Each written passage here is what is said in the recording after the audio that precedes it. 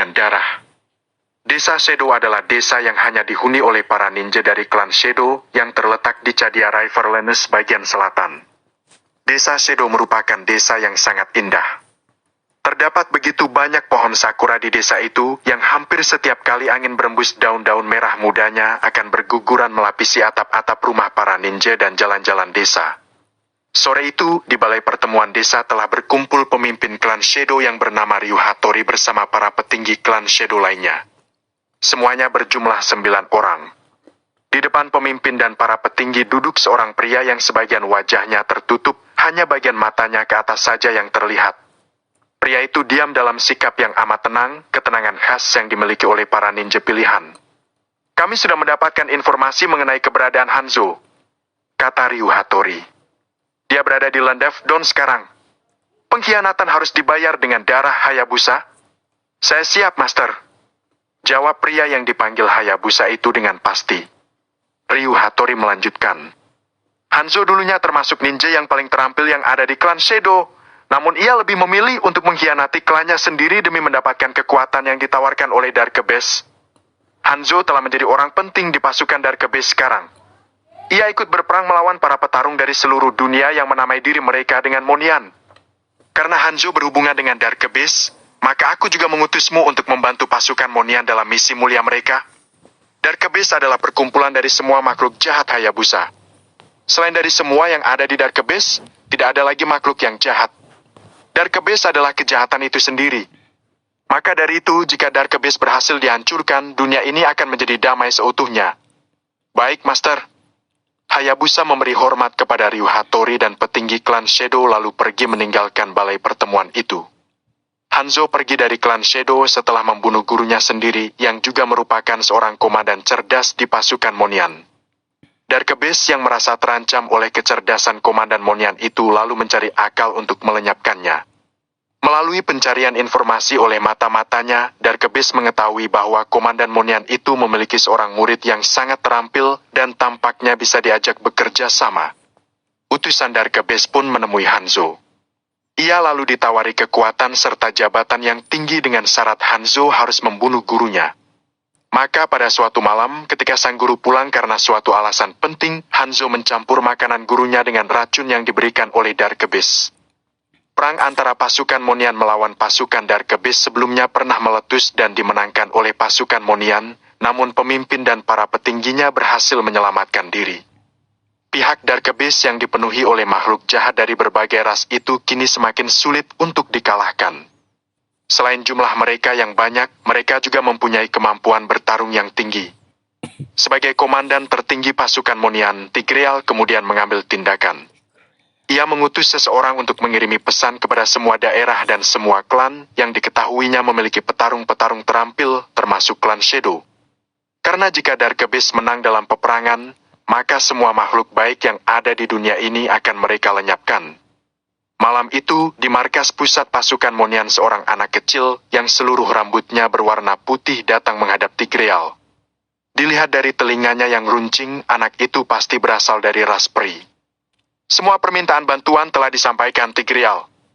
Para petarung yang mereka utus sedang dalam perjalanan ke Land of Dawn, kata anak kecil tersebut. Kenapa kau meminta klan Shadow untuk mengutus seorang petarung tertentu, sementara kepada daerah dan klan lain tidak? Karena di klan Shadow ada seorang ninja yang sangat terampil dan cerdas, Harit, namun dia jarang berada di kediaman klannya karena sering diberi misi. Maka dari itu, bila kita tidak meminta klan Shadow untuk mengirimkan dia, dan dia sedang berada dalam misi pula, klan Shadow tentu akan mengutus ninja yang lain. Jawab Tigreal. Sebegitu hebatnyakah ninja itu? Tanya Harit dalam hati. Oh ya, Tigreal Great Dragon menitip salam untukmu. Tigreal tersenyum. Adakah sobat tuaku itu sehat-sehat saja, Harit? Harit mengangguk. Ya, pengirim pesan mengatakan padaku bahwa Great Dragon sangat sehat meskipun usianya sudah semakin tua. Siapa yang diutus oleh pemimpin daerah Padang Pasir, Harit? Mereka mengutus Clint si pemburu hadiah. Tigreal tersenyum. Kobu itu bisa diandalkan. Terima kasih banyak, Harit. Harit mengangguk lalu pamit pada Tigreal. Dragon Altar adalah sebuah daerah terpencil nan indah di Cadia Riverlands. Di daerah tersebut tumbuh banyak sekali pohon bambu. Saking banyaknya pohon-pohon bambu tersebut, Bila dilihat dari jauh, daerah Dragon Altar akan tampak seperti tirai hijau yang membentang. 2 hari yang lalu, di depan sebuah air terjun yang ada di Dragon Altar, tampak seorang tua berdiri di atas batu besar yang berpermukaan datar. Rambut orang tua itu panjang dan sudah putih semua, begitu pula dengan janggut panjangnya. Orang-orang mengenalinya sebagai orang tua bijaksana yang bernama Great Dragon. Ling, Baxia, Wanwan, dan Yuzhong, aku mengutus kalian ke Land of Dawn untuk bergabung bersama pasukan Monian dalam perang melawan pasukan Darkbeast. Kakak beradik Change dan Zilong akan menyusul kalian 2 hari kemudian. Mereka sedang aku hukum karena bertengkar lagi. Perintah Great Dragon. Ling yang berambut putih sepunggung tertawa. Zilong selalu kehilangan sikap tenangnya bila sudah berdebat dengan Change. Yuzhong yang mengenakan jubah berwarna hitam menyahut. Apa bedanya dengan Kuling? Mempunyai adik wanita itu merepotkan. Mereka cerewet dan suka membuat kesal. Ya sudah. Mulai sekarang kakak masak sendiri, bikin kopi sendiri, dan kita akan makan sendiri-sendiri. Jawab Wanwan ketus. Yuzhong tertawa mendengar perkataan adiknya. Aku bercanda, Wanwan. Baxia yang berbadan besar dan bersenjatakan perisai pada masing-masing tangannya bertanya kepada Great Dragon. Apakah sebaiknya kami berangkat pagi ini, Guru? Great Dragon mengusap janggut panjangnya. Berangkatlah nanti sore. Baik, Guru. Jawab mereka bersamaan. Hayabusa berangkat ke Land of Dawn dengan menunggang kuda. Pada bahunya bertengger seekor kucing yang berwarna hitam. Agemaru, kau lapar. Miau. Kucing itu bersuara sambil menggeleng seperti mengerti saja pada apa yang dikatakan oleh Hayabusa. Dalam menjalankan misi mereka, para ninja selalu membawa kucing sebagai penunjuk waktu. Kucing sangat sensitif terhadap cahaya dan memiliki kemampuan untuk menambah atau mengurangi lebar pupil mata mereka, sehingga para ninja bisa melihat waktu berdasarkan pupil mata kucing. Ketika senja, pupil mata kucing akan lebih oval, dan ketika pagi, pupil mata kucing akan membesar. Hayabusa dan Agemaru baru saja melewati sebuah daerah yang penuh dengan pohon bambu. Ketika insting ninja Hayabusa memberitahunya bahwa mereka tengah diawasi oleh orang. Hayabusa lalu menghentikan kudanya. Pahlawan tidak akan pernah mati. Tiba-tiba terdengar sebuah teriakan keras yang disusul oleh kemunculan seorang pria yang melesat bagaikan terbang ke arah Hayabusa dengan tombak di tangannya. Kedua, kejutan di tengah lautan. Perang! Bunga api memercik ketika tombak pria yang melesat itu membentur shinobi katana pedang ninja di tangan Hayabusa. Mata mereka yang sama-sama tajam bertemu. Maiwu! Seru Agemaru lalu turun dari bahu tuannya. Aku saja, Agemaru, kata Hayabusa. Agemaru yang tadinya telah memasang kuda-kuda untuk ikut bertarung langsung merubah posisinya menjadi duduk. Akan kulenyapkan kau sebelum tiba di Land of Dawn, cecunguk Darkbeast. Pria bersenjata tombak itu lalu melompat ke belakang, begitu pula dengan Hayabusa. Hayabusa yang tidak mengerti kenapa dia dipanggil dengan sebutan cecunguk Darkbeast hanya diam. Selain karena ia tidak suka banyak bicara ketika bertarung, bagaimanapun orang itu telah membuatnya kesal karena langsung menyerangnya secara tiba-tiba. 4 sosok bayangan hitam keluar dari tubuh Hayabusa. Masing-masing bayangan itu lalu mengambil tempat di depan, di belakang, di sebelah kanan, dan di sebelah kiri Hayabusa. Jutsu ninja. Desis pria bertombak itu. Dengan gerakan cepat ia kembali melesat menyerang Hayabusa. Hayabusa tidak menghindar ataupun menangkis. Ia hanya diam sambil memegang gagang pedang yang tersoren di punggungnya. Buff! Pria bertombak itu tertegun melihat tubuh Hayabusa yang jelas terkena tombaknya berubah menjadi asap, sementara Hayabusa telah pindah ke bayangannya yang lain. Pria bertombak itu kembali menyerang. Buff! Buff! Buff! Hayabusa terus berpindah setiap kali tombak pria itu mengenainya, lalu tiba-tiba ia telah hilang dari pandangan lawan. Sial! Kata pria itu sambil melihat ke sekitar mencari-cari Hayabusa. Rupanya pria bersenjata tombak itu juga merupakan seorang petarung yang terampil karena tiba-tiba saja, tanpa melihat, ia mengangkat tombaknya ke atas untuk menangkis sabetan pedang Hayabusa yang ternyata telah berdiri di belakangnya. Perang!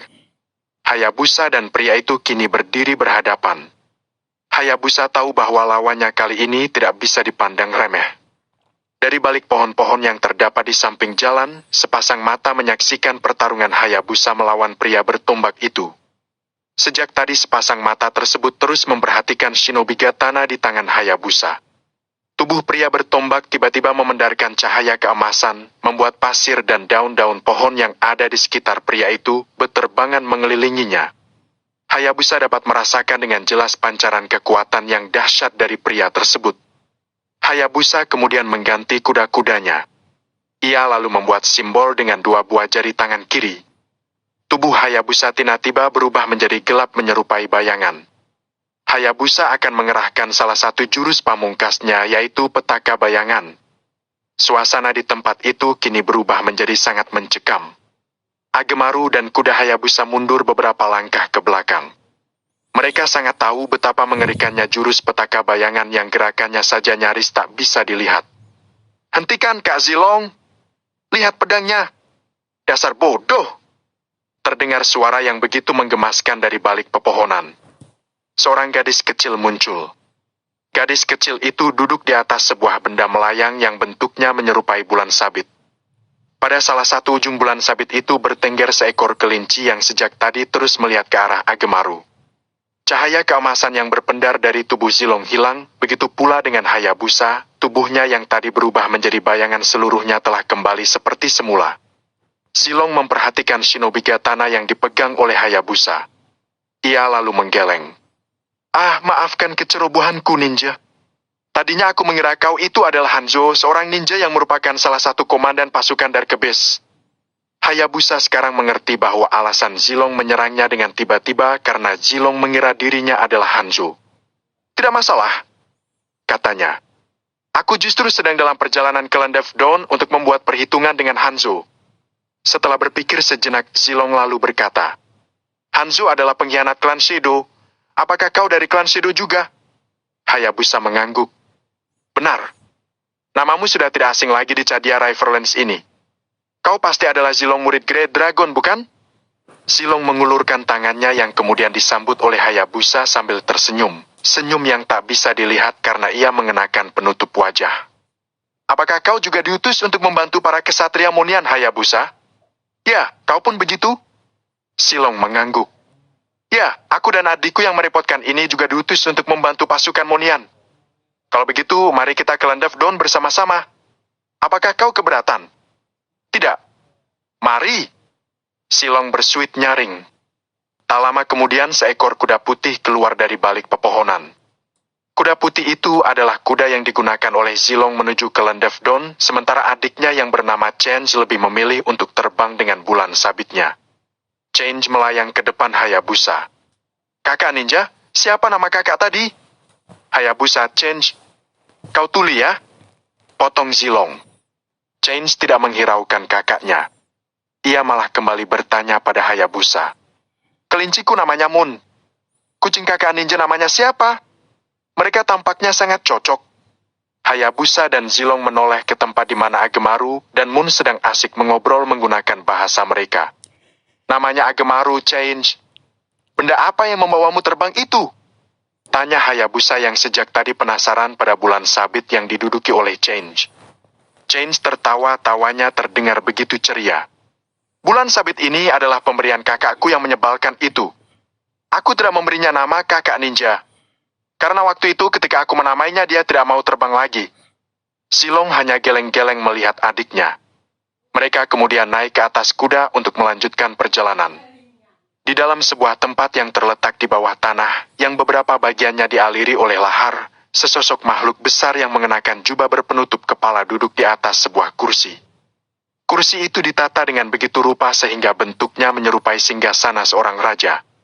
Wajah makhluk besar tersebut tidak memiliki bentuk, kepalanya hanya berupa kegelapan hitam yang pekat. Begitu juga dengan kedua pergelangan tangannya. Makhluk mengerikan itu lalu mengangkat kepalanya yang sejak tadi tertunduk seolah sedang berpikir. Kedua mata makhluk itu berpendar merah, menambah kengerian sosoknya. "Sudah kau kirim pasukan untuk mencegat bala bantuan Monian yang hendak menuju ke Land of Dawn itu, Tamus?" Beberapa saat gemas suara yang seperti keluar dari dalam jurang yang dalam itu masih terdengar.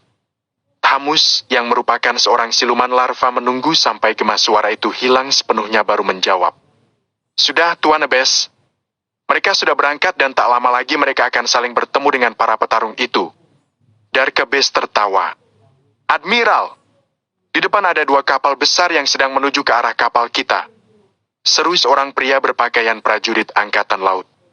Ia tengah meneropong dari atas buritan kapal. Pria yang dipanggil Admiral itu lalu melangkah ke buritan kapal besarnya yang menyerupai bentuk kura-kura. Ia mengambil teropong yang diulurkan oleh prajuritnya. Laksamana, beritahukan kepada semua prajurit untuk berisap. Kita akan berperang. Mata-mata Darkebus pasti telah mencuri informasi tentang datangnya bala bantuan untuk Monian. Siap, Admiral, jawab Laksamana itu. Ia lalu berbalik pergi untuk mempersiapkan para prajurit. Pria yang berpangkat Admiral itu juga pergi untuk mengambil pedangnya. Admiral itu juga mengambil sebuah busur panah, kemudian melangkah dengan pasti untuk berdiri di atas buritan menunggu lawan. Ketiga, legenda kapal hantu. 2 buah kapal besar itu semakin dekat dan semakin jelas tampak berbagai macam makhluk di atasnya yang mengangkat senjata. Ada yang mengangkat pedang, ada yang mengangkat tombak, ada yang mengangkat gada, ada yang mengangkat busur panah, serta senjata-senjata lain yang bentuknya aneh. Admiral dari kapal besar yang berbentuk kura-kura itu mengernyitkan dahinya. Di bawah buritan, sang laksamana kapal berdiri tanpa rasa gentar.